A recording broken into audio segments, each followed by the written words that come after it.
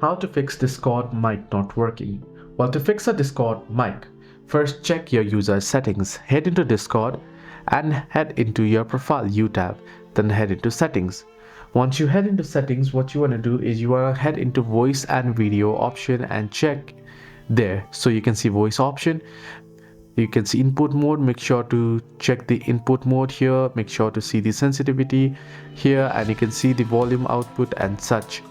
So you can check the settings here. If it still fails and you are unable to check, what you want to do is, if you are using Windows, you can search in the Windows sound settings and check the sound settings, or if you want to update audio drivers and try different USB ports. Now if you are using your mobile application, you can simply reinstall the app and check if your mic is working fine on other applications and such. Now as I'm speaking, you can see here green line. If I stay quiet, that is gone. That means my mic is working fine, so you can check it this way as well. Hope this video was helpful. Do like and subscribe.